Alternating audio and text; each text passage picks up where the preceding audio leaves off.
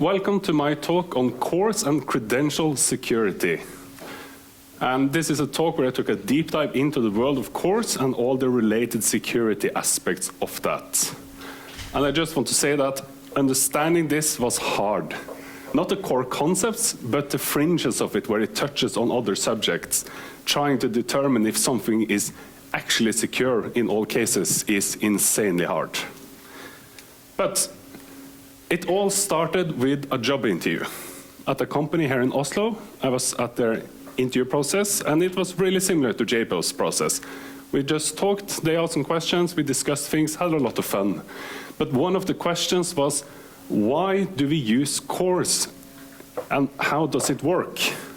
And I sat there and I realized, I've been using CORS. I've been getting errors in the console, and I've just been solving them by Googling it and implementing what I found. But I never thought about why we do CORS. Why is CORS a thing? So I got really curious, and I asked the interviewer, I don't know, do you know? And it turns out he didn't know either. So both of us were sitting there, and nobody knew why we were doing CORS, just that we know some basic aspects of how CORS worked. So I realized I had to understand this. I had to dig deeper into it, and it was a perfect chance when we got the subject for this presentations, which is security. So what is the underlying problem we're trying to address here? Well, it's protecting the users. Not your API, not you as a developer, protecting the users. But we have to take it even further back to something called the same origin policy. I might talk about some things that are familiar to some here, but I'm taking some of the basic elements in the beginning just to get everybody up to speed. And an origin is the concatenation between protocol, origin, and port. If all of them are the same, then the origin is the same. So HTTP or HTTPS, VG or JPro, and port 80 or 4000. So if you take a website, for example, like vg.no, that a lot of you have seen already, you have the domain vg.no. If you go to a different subpath, like article, it's still the same origin, same for different, but if you go to a different subdomain, like news.vg.no, it's a different origin. The same if you go to HTTP without the S, and if you go to an entirely different website altogether. So that's origin. And then we take it back to the good old browser of Netscape Navigator 2.02. And an interesting fun fact I realized when I was researching this is that Java is 2 months older than me, as it came out in 1992, which is kind of interesting since I started in a Java company.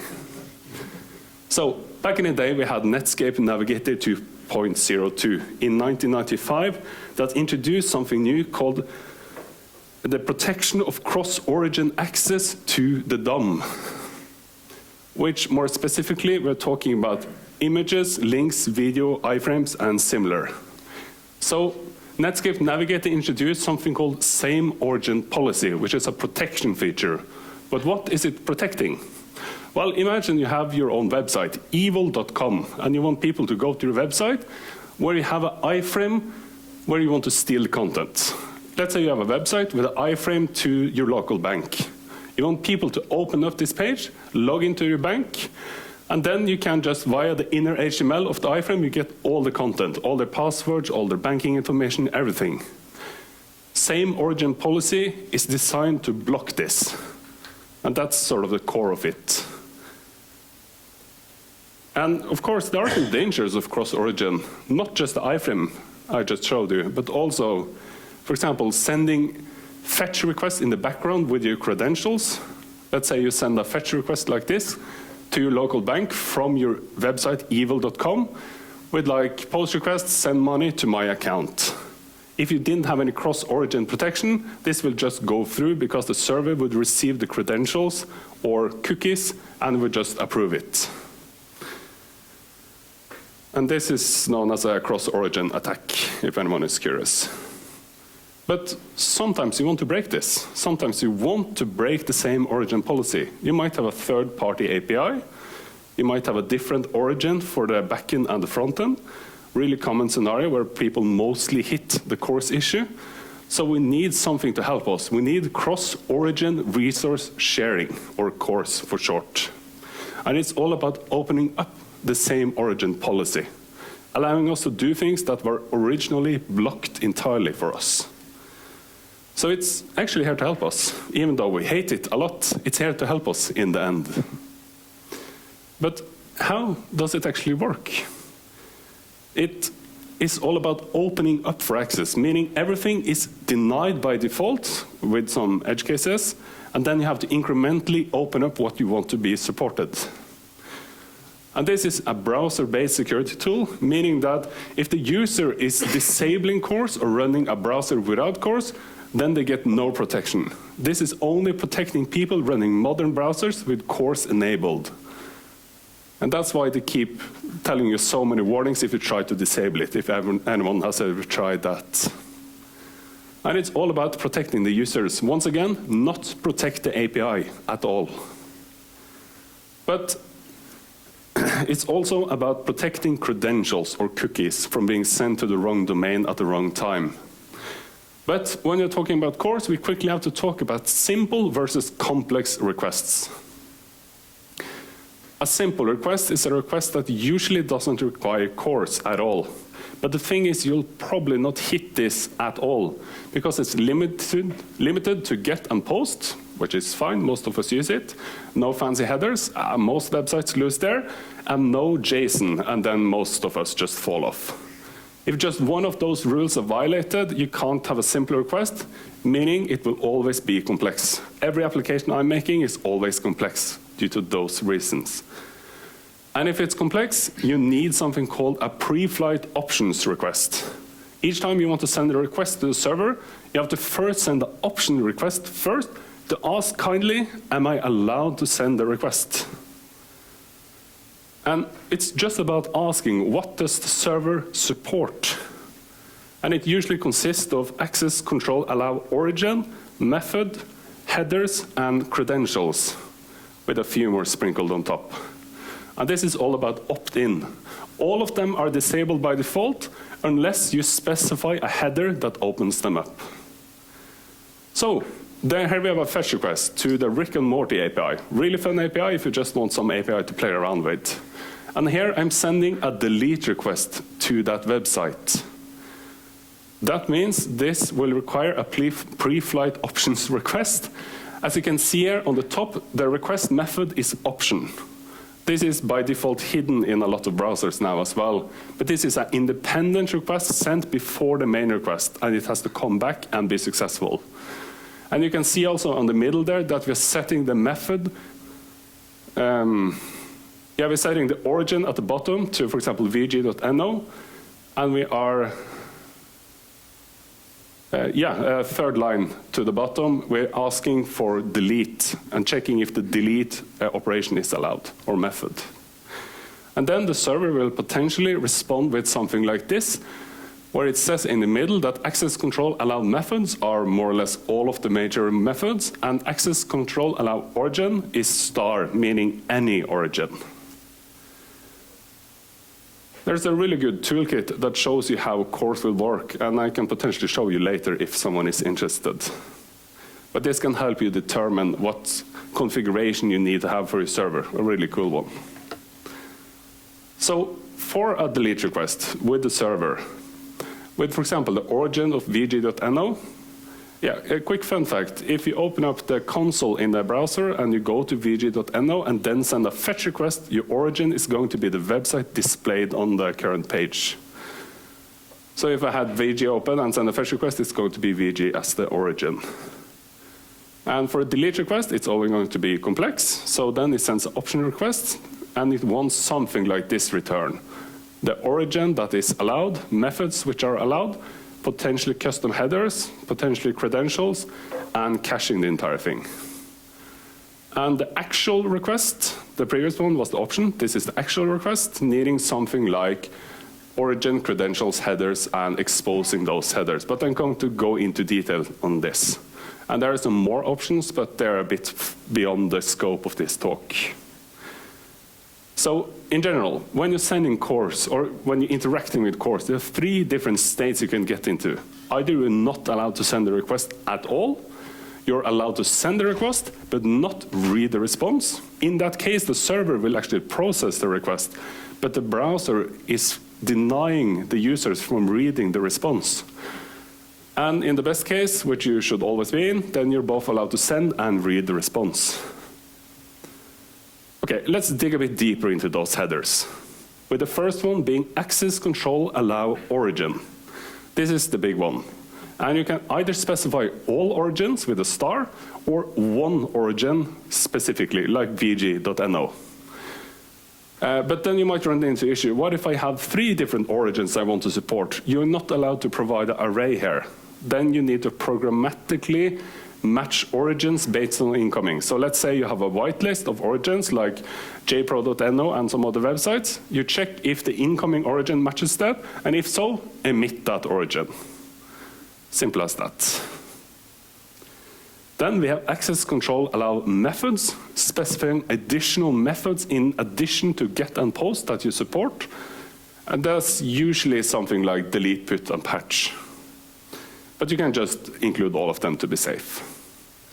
And then we have access control allow credentials. And once again, credentials generally mean cookies. It means more stuff, but in the context of CORS, it usually just means cookies.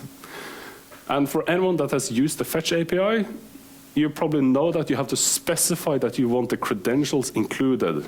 By default, Fetch removes all credentials from your request, and you have to set credentials to include or potentially some other option to have it transmitted with the request. And this header, the access control allow credentials, either is true or you just omit the header entirely. You can't set it to false. And due to security implications, you can't combine it with an access control allow origin of any origin, because then you're opening up yourself too much to the world. Then we have access control allow headers, because by default you're not allowed to include extra headers in your request. So this allows you just to specify extra headers, simple as that. But they are actually, you're allowed to specify them, but you're not allowed to read them in JavaScript unless you specify expose headers as well, saying that this header can both be sent and read by JavaScript. And this type of option request can be annoying because you potentially have to send it before every single request. So then you can set a cache for this to some value, so it can be cached and you don't have to resend it each time. You can set it to like 2 hours or 24 hours. Most browsers cap it at that point.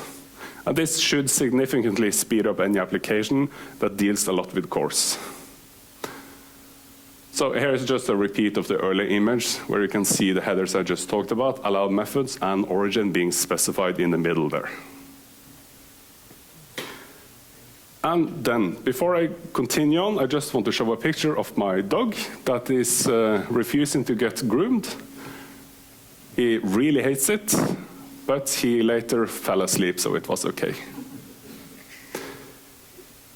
Then, I've talked about CORS, but a core concept in CORS is transmitting credentials. I just talked about that, how you have to specify the header and everything. So I want to dig a bit deeper into that aspect. Because it's not by default, as I said, you have to set it to include. But there are so many problems with cookies that you probably know about or not. Like personally, I hate cookies. And a lot of people hate cookies because they're old, the API is really not intuitive, and you just prefer to use local storage and pass the token manually instead. But I want to dig into that a bit. But a quick fun fact, the reason why we're calling it cookies is because of fortune cookies. Because they have information inside with a little paper with some text on it, if anyone didn't know that. Okay, the first option usually people go for is local storage, taking your token and sending it manually to the backend. This is probably the most insecure way you can do it, but in some capacity, attach it to the request manually and storing it in local storage. But the problem is if you're storing something in local storage, then anyone running JavaScript on your website can read that. So if you're open to cross-site scripting, where someone injects some code into your website and potentially read the content of the token and send it to their own backend, where they can do some attacks later. And this is usually done with, for example, dangerously set inner HTML, where you set some inner HTML, for example, from an HTML editor, and then you have an attack vector there. So, quick side note, consider Markdown editors because they are a bit more secure in this aspect, at least. Okay, so then cookies, right? We switch to cookies because it's more secure. Well, let's talk about it. There are 3 new configurations for cookies, or there are, some of them have been there for a long time, but there are 3 general configurations related to security with cookies I should mention. The first one is secure, saying that the cookie should only be transmitted over HTTPS connections and not HTTP, simple. Then you have HTTPS only, really bad name, but it means that you can only access it from the header or on the backend. So JavaScript are not able to read the content of the token. Then you get some cross-site scripting protection. And the newer option is same site, which is sort of standardizing as we are talking. You can use it fully, but some browsers don't have a default behavior yet. But there are 3 different configurations. Either you set it to strict, meaning no cookies are transmitted cross-site at all. And in addition, you will not be logged in if you open a link to a web page. So imagine I have a page, and I have a link to my bank's dashboard. If I open up that link with the cookie set to strict, I'm not logged in when I open that link. It's that strict. And this is usually for banks and more advanced or more security-focused applications. But the default value is laxed, which is the same as strict with no cross-origin sending, but you're allowed to pass it on links. And of course, you can also set it to none, which was the previous behavior, but this is really insecure, and it also requires HTTPS to work nowadays. So they're sort of enforcing higher security rules in the background. And this is an example, pretty small, but still an example of how the cookies are set in the browser, where you can see that the last token in the row there is set with HTTPS, secure, and same site set to lax, which is sort of the recommended configuration. Okay, so let's say you do this. You're using cookies for authentication, you're setting secure, same site, and HTTPS only. Are we good? No, you're still vulnerable to cross-site scripting. You are not as vulnerable, but if someone injects some code into your banking website, they can still send a fetch request impersonating you because the credentials will be included because it's the same web page, you know, from your bank to your bank. So a summary there is that security is really hard. Probably not a big surprise, but in general, cookies are slightly more secure if security is paramount in the application. But usually other reasons trump it. And the reason it's more secure is because it requires an on-site attack vector, meaning that you can't pull the token off to your own database and attack later. You have to attack on-site on the web page. And of course, never give your get actions any side effects on the server. And you should consider a cross-site request forgery token if necessary, which can increase security more. But in general, you need more security, because people like this are going to hack your website. And one thing you can do, which I actually learned about recently, which I should probably have learned about earlier, is content security policy. And I'm just curious, who knows about content security policy? Okay, perfect, half of you. This is a way of adding cross-site scripting protection to your web page, because you can limit what scripts can run, and you can also enforce HTTPS on the website. So you can, for example, say that loading of scripts, media, and images can be restricted to self or same origin. So, for example, for vg.no, only scripts from vg.no are allowed, so you can't inject some code into the website that is loading some attack code from a different origin. So how do we configure this? Well, we have the script RSC saying which pages you're allowed to load from. The same for images, and a default one for the ones you haven't defined. So here you have an example of it. With the self RSC set to default RSC set to self, meaning you can only load from your own domain or origin, images from any, and child RSC or iframes to any. To none. So iframes are completely disabled on this web page. And you also have an option called report to, allowing you to get the user agent or the browser to send a post request each time those rules are attempted to be violated, either intentionally or unintentionally, because you can end up blocking valid requests by accident. For example, Google Analytics is technically a form of cross-site scripting because it's injecting some code from a different domain into your page. So this is something you have to look out for. And actually, products out there, I haven't used it, I just saw it recommended, that can track this for you automatically, so you don't have to create a reporting system for yourself. So there are tools out there. But sometimes you just have to know that it's possible to partially bypass CORS, and that is why I say it's not a security for your backend, just for the users. You can forward a request. You can, for example, have a backend. You want to hit this banking API, you just create an evil.com API that forwards the request to the banking API. But the reason this will fail is because you will get no cookies with the request. And you will not have access to the local storage token when you're running on a different domain or origin as well. So you can send as many requests as you want, bypassing CORS, but no credentials will ever be included, and that's the security feature of CORS. And yeah, CORS can't protect your APIs. It can limit a bit who can call your APIs, but there are always ways around it if you really want to. So, in conclusion, try to configure CORS. It's actually really easy, just a few headers and a few core concepts. Have a discussion in your team on local storage versus cookies, because there are some implementations that benefit more from one or the other. And try to have a content security policy protecting you at least somewhat against cross-site scripting. And yeah, thanks for listening, and I hope you found this interesting.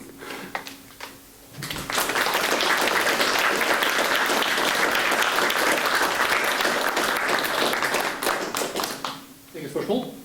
Noen som lurer på det? Ja.